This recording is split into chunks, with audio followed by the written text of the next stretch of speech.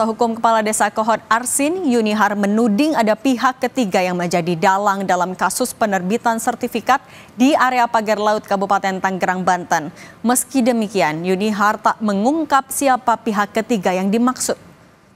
Kuasa hukum Kepala Desa Kohod Arsin, Yunihar, menjelaskan soal pihak ketiga yang membantu proses pembuatan sertifikat hak guna bangunan dan hak milik di atas lahan pagar laut Kabupaten Tangerang.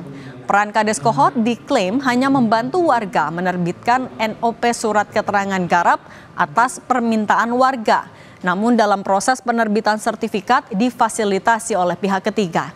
Hingga saat ini Polri masih mendalami para pihak yang terlibat dalam penerbitan sertifikat di kawasan pagar laut. Polisi menemukan tindak pidana pemalsuan dokumen dalam kasus pagar laut. Beliau juga mengajukan itu kepada Bapeda untuk diterbitkan NOP. Namun dalam proses itu semua berkas, hal-hal yang dibutuhkan di dalam persyaratan pengajuan tersebut difasilitasi dan dibuat oleh pihak ketiga.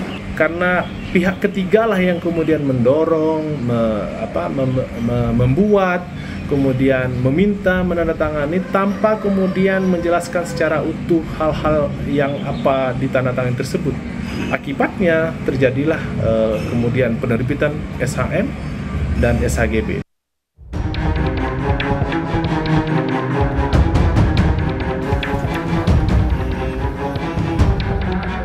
Kepala Desa Kohod Arsin bin Arsip muncul dan memberikan pernyataan ke publik soal kasus pagar laut di Kabupaten Tangerang, Banten. Selain meminta maaf, Arsin juga menyinggung soal adanya pihak lain dalam penerbitan sertifikat di kawasan pagar laut. Dengan kerendahan hati, saya ingin menyampaikan permohonan maaf khusus kepada warga Desa Kohod dan serta seluruh warga negara Indonesia yang ikut serta mengamati menginvestasi dari kegaduhan yang ada, bahwa saya juga adalah korban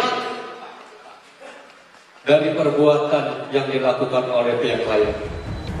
Menanggapi soal pernyataan Kades Kohod itu, Dirtipidum Bareskrim Polri Brigjen Juhandani Raharjo Puro bilang pernyataan di luar pemeriksaan bukan menjadi pertimbangan. Penetapan tersangka hanya tinggal menunggu hasil pemeriksaan barang bukti di Laboratorium Forensik Polri. Penyidikan juga akan menggali siapa saja yang turut serta dalam kasus ini.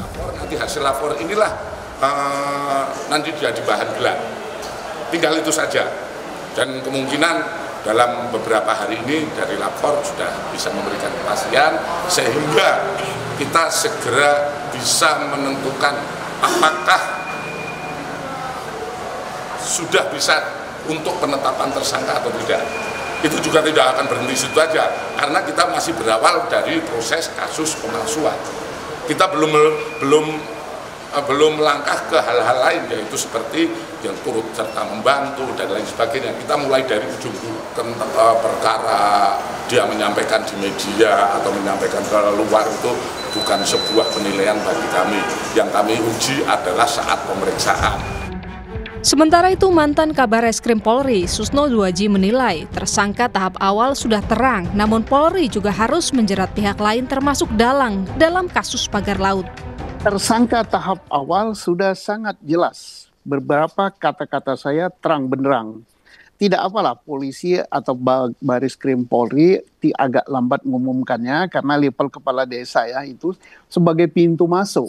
Sebenarnya yang akan dijerat oleh Bareskrim itu tadi sudah disebut oleh Kepala Desa Kohod, yaitu aparat lebih tinggi, yaitu aparat pemerintah daerah, level kabupaten, dan mungkin juga sampai ke level provinsi, dan nanti endingnya adalah pada otaknya. Otaknya siapa?